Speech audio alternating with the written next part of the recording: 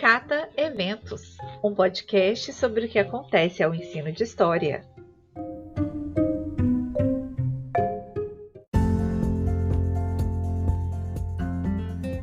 Bom dia, boa tarde ou boa noite, a depender do tempo no qual você escolheu ouvir esse podcast. No episódio de hoje, eu conversei com a professora Célia Santana sobre a formação docente em História nesses tempos sensíveis. Já o William traz para a gente a divulgação do livro Narrativas Históricas, Ensino e Práticas Docentes e conversa com dois dos organizadores, a professora Marta Vitor Vieira e o professor Tiago Grou de Melo César. Para encerrar, contamos com a participação especial da professora Alexia Pádua no quadro Anota Aí, que vem recheado de eventos interessantes para a história e seu ensino. O Cata Eventos é uma produção do Laboralis e do LAPEIS da UFVJM. Eu sou Rosiane Bechler e quem dá a voz comigo a essa ideia é o William Bonetti, da Universidade do Estado de Minas Gerais, Unidade Campanha.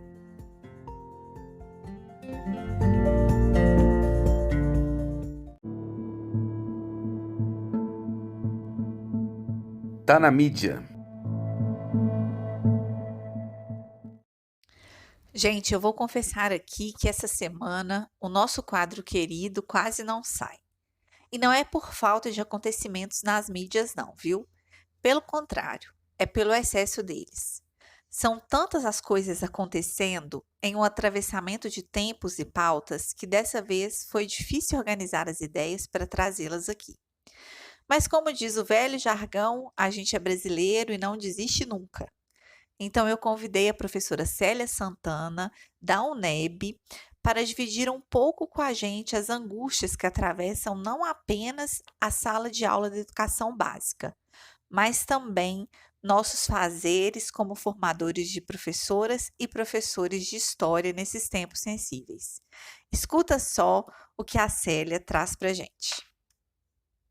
As questões que estão postas hoje para o profissional da educação, o professor de história, eles ultrapassam os limites da humanidade, porque eles tocam em questões que mexem não só com o professor no seu dia a dia, no seu cotidiano, na sua labuta,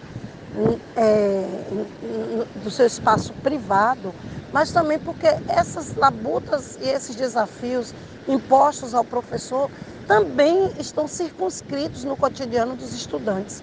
Então, nesse momento de pandemia, por exemplo, dar aula de história requer muito mais do que a postura de um professor e pensar a postura de um estudante, porque, na verdade, somos os mesmos enfrentando os mesmos desafios que tocam as questões econômicas, as questões políticas, as questões sociais e principalmente as questões humanas e sanitárias. Então, tratar de temas sensíveis e os impactos de sensibilização e de afetação dos estudantes requer olhares outros, né? Para além do que estávamos acostumados a pensar para dar aula em um contexto dito normal. Em um contexto dito normal. Então, trazer isso, né, e a forma como isso chega, antes de afetar os estudantes, esses temas nos afetam diretamente nós, professores e professoras, que precisamos preparar as aulas para isso. Porque, para além de todas as questões pontuadas, como econômicas, políticas e sociais, nós ainda temos as questões para além do que está posto, que é o temor e o medo do que está por vir, do medo do que nós estamos enfrentando. Então, trabalhar com o medo nunca foi fácil. Mas, além do medo, né, que é extremamente desafiador, nós temos que tratar de uma outra questão, que é a responsabilidade que temos com a formação desses estudantes e dessas estudantes, para prepará-los para o futuro em sala de aula. Que futuro é esse? Né? Quais são os desafios impostos para esses estudantes que estão em processo de formação inicial e que são orientados por nós, professores, que estamos desafiados cotidianamente pela pandemia. Pois então, Célia, me parece que esse é justamente o desafio que se apresenta de maneira pulsante. Como formar professores e professoras em um tempo tão sensível ao medo? Nós percebemos em nossos estudantes e nas nossas estudantes é, uma certa, além da apatia, além da fuga, né, de determinados temas por conta do medo, por conta da dificuldade de envolvimento, por conta das questões de idade, nós percebemos também que existe uma certa desesperança. E para nós, professoras e professores de história, né, das ciências humanas de modo geral, nós precisamos, para além de dominar, né, os conteúdos, nós precisamos também demonstrar uma certa sensibilidade e um certo encantamento para com as questões que estão sendo impostas para nós nessa realidade tão dura e tão fria. E para isso nós precisamos trazer, né, das nossas memórias, das nossas histórias, do nosso processo de formação, situações e lembranças que nos tragam esperança. E é bastante oportuno, inclusive, trazer essa reflexão hoje, porque né, em todos os momentos, em todos os grupos que participamos, as pessoas colocam bem-vindo setembro, né, quando chegar setembro, como se a mudança de mês, né, realimentasse ou alimentasse a nossa esperança em dias melhores. E é isso que a gente tem que apostar enquanto professor e professora, né? Diante de um contexto tão terrível e tão desafiador, precisamos alimentar cotidianamente a esperança e não naturalizar as injustiças, não naturalizar as agressões, não naturalizar as opressões. Ao contrário, transformar essas opressões, essas injustiças e essas agressões em força para lutar e conseguir transformar essa realidade tão desesperançosa e que quer nos fazer tão insensíveis. Sigamos atentos e atentas e fortes e principalmente vigilantes, sinalizando ou pactuando, né, pactuando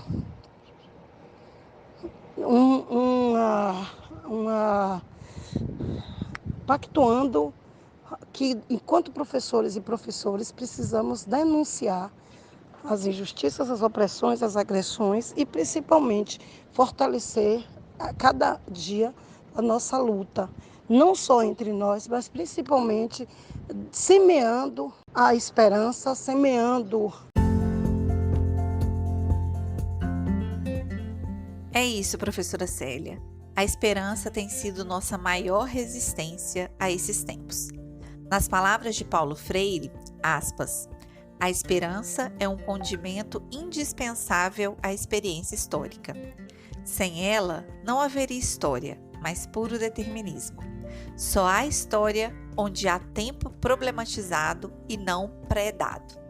A inexorabilidade do futuro é a negação da história. Fecha aspas. Essa passagem está no livro Pedagogia da Autonomia, no tópico Ensinar exige alegria e esperança. Sigamos.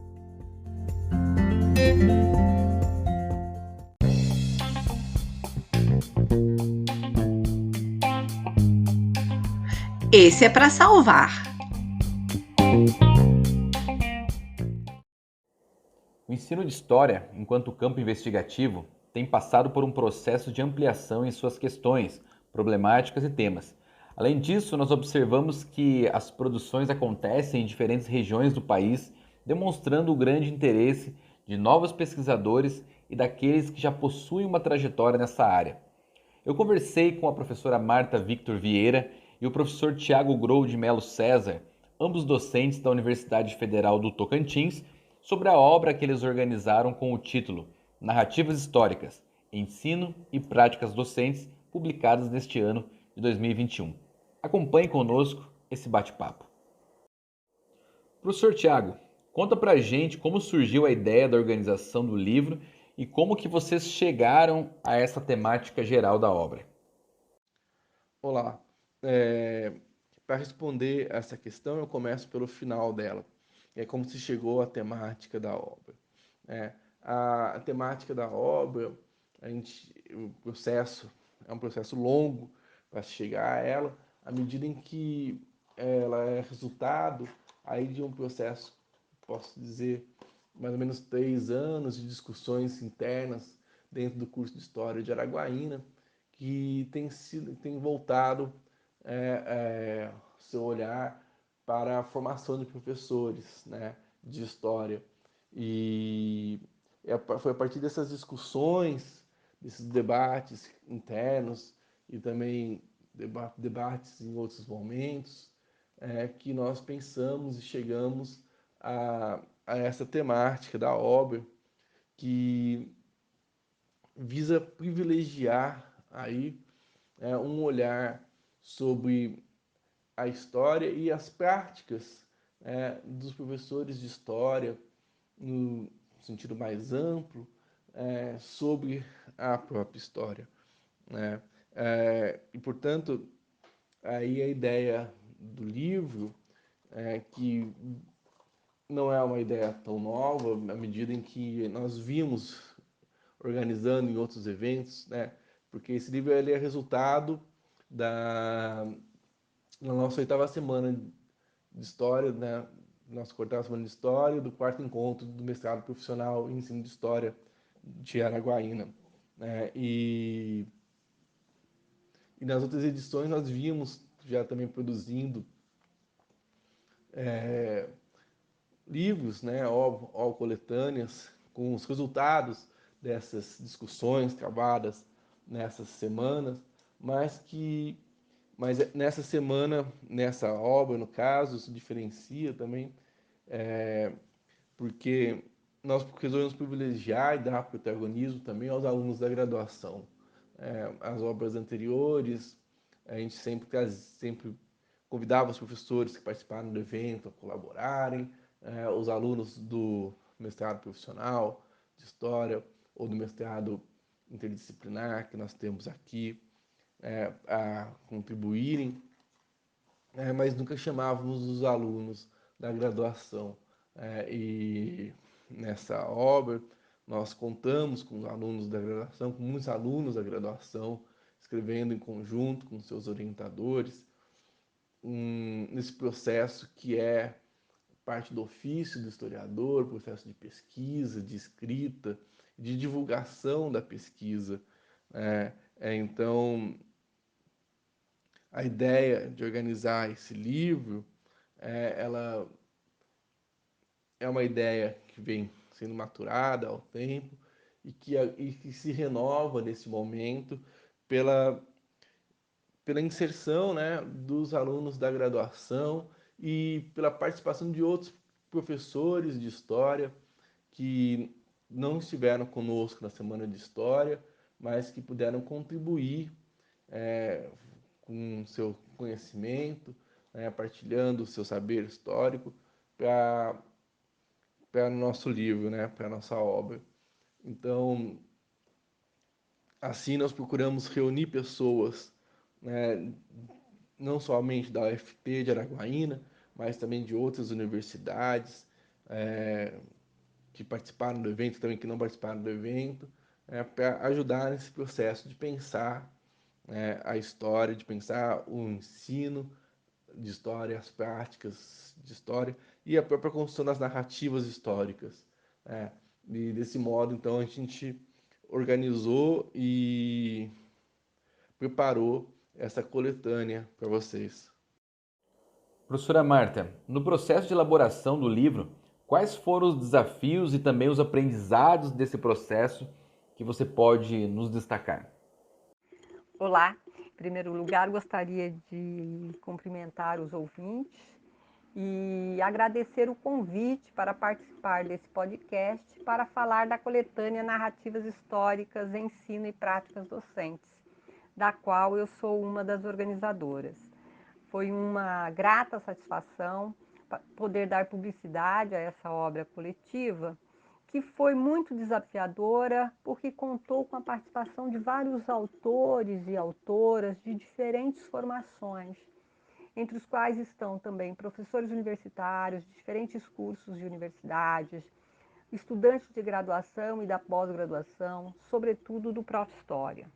Os textos dessa coletânea, que se divide em 3 partes, tratam de história e historiografia, mas, sobretudo, de questões teóricas e metodológicas relativas ao campo do ensino de história e das práticas docentes. Penso que este é o grande mérito dessa coletânea, que foi feita em e-book e encontra-se disponível online para download gratuito. Espero que os leitores e eventuais ouvintes desse podcast acessem e apreciem essa coletânea. Muito obrigada. E professora Marta, para a gente encerrar este momento, na sua visão, por que o livro Narrativas Históricas, Ensino e Práticas Docentes é para salvar? Bom, os motivos para se baixar e ler esta coletânea são vários. O ideal seria elencar todos. Como boa parte da coletânea trata do ensino de história e das experiências docentes, penso que aqueles que pesquisam sobre ou têm interesse em conhecer o campo do ensino e das práticas docentes são os que possuem maiores motivos para dar uma espiadinha nesta coletânea, que trata de currículos, grupos focais, livros didáticos, uso do cinema e HQs na sala de aula, memória, e também fornece dicas sobre como fazer mapa mental, parágrafo padrão, avaliação pedagógica e etc. Esses são alguns spoilers que eu gostaria de deixar registrado aqui, no sentido de incentivar o leitor e a leitora para baixarem a coletânea Narrativas Históricas, Ensino e Práticas Docentes. E desde já, agradeço muito pelo espaço dado por este podcast para realizarmos esta divulgação. Esse trabalho de vocês é muito importante e útil para a nossa área de história. Muito obrigada. Obrigado, professora Marta e professor Tiago, por trazerem essa visão panorâmica sobre esta obra que vocês organizaram. São textos e temas essenciais para pensarmos nossas práticas de ensino e suas confluências com a teoria e epistemologia da história. Com certeza, este é um livro que deve estar em nossas coleções. E agora eu retorno novamente para você, Rosiane.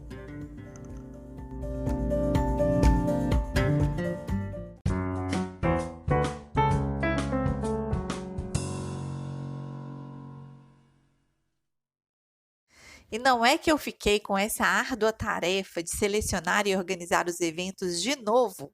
Não quero isso mais não, viu, William? Vamos combinar aí certinho do próximo se assumir o quadro aqui de novo. É muita coisa boa acontecendo, gente. Vai me dando até uma angústia. Tô só esperando aquela invenção que vai ampliar as horas do dia. Nesses tempos eu não duvido de nada mais. Mas vamos lá. Vou começar o quadro recebendo uma convidada querida, a professora Alexia Pádua, que já esteve aqui conosco, lembra? Olá, ouvintes do canal Cateventos. Passo por aqui para convidar todos, todas e todos vocês para conhecer o Portal do Bicentenário, um portal para vários Brasis. Pois então, hoje ela voltou para contar para a gente sobre o evento que acontece nos dias 6 e 7 de setembro, lá no canal do Portal do Bicentenário, chamado Virada do Bicentenário. Explica para a gente, Alexia, por que uma virada?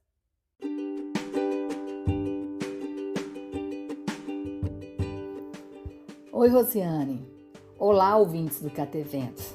Agradeço a oportunidade de falar com vocês sobre a virada da independência organizada pelo Portal do Bicentenário. Mas antes eu quero parabenizar o Cateventos. O podcast fortalece a nossa rede de professoras, professores, pesquisadoras, pesquisadores do ensino de história ao dar visibilidade para a riqueza de ações que desenvolvemos. Agora vamos falar da virada da independência, né? A ideia começou a ser construída em junho deste ano entre os participantes do Portal do Bicentenário.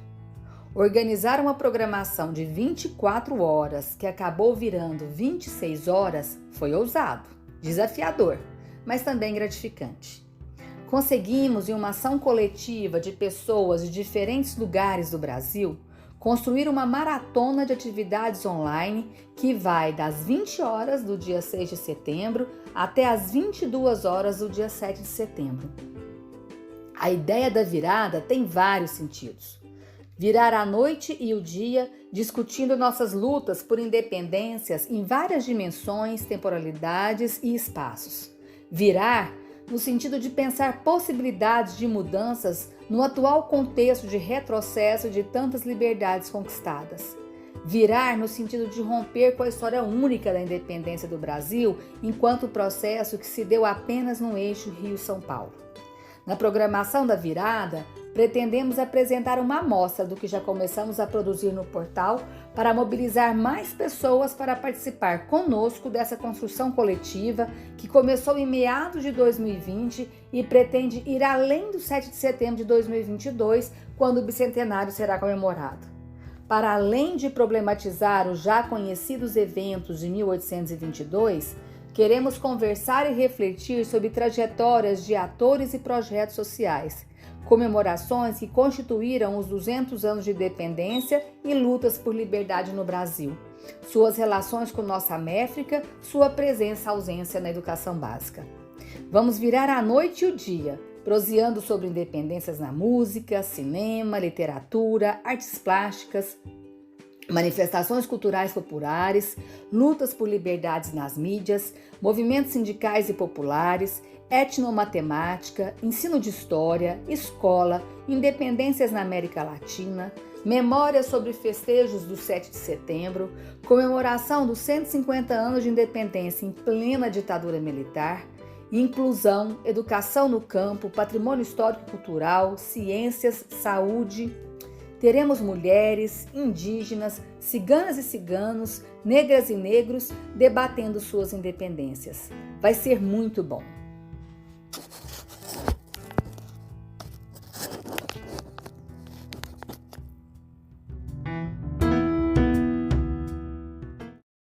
E com quais públicos o evento pretende dialogar?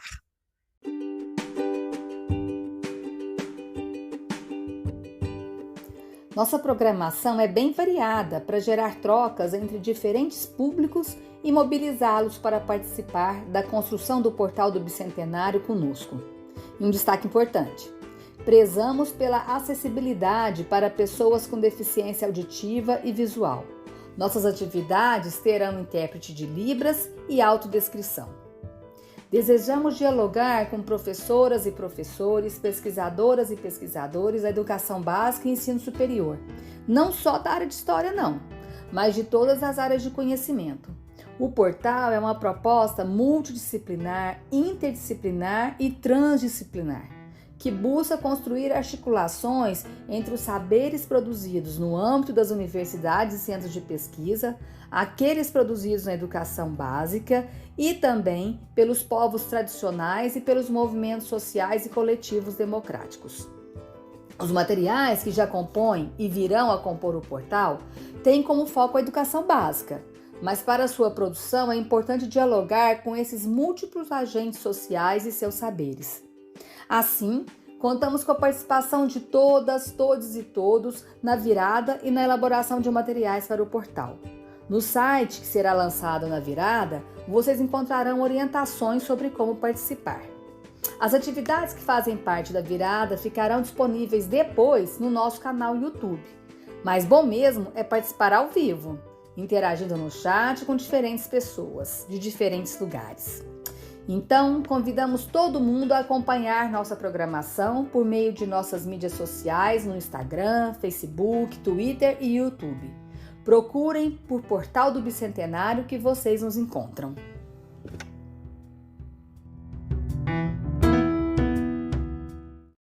Pessoal, marquem aí na agenda e acessem as redes sociais do Portal do Bicentenário para conferir a programação completa da virada, porque tem muita coisa bacana lá. Vale a pena. Agora, dando sequência aos demais eventos e acontecimentos das próximas semanas, a Universidade Estadual de Londrina divulgou o evento BNCC Jovens e Ensino Médio em Tempos Virtuais, o que muda no ensino de História, promovido pelo Departamento e Colegiado de História lá da UEL.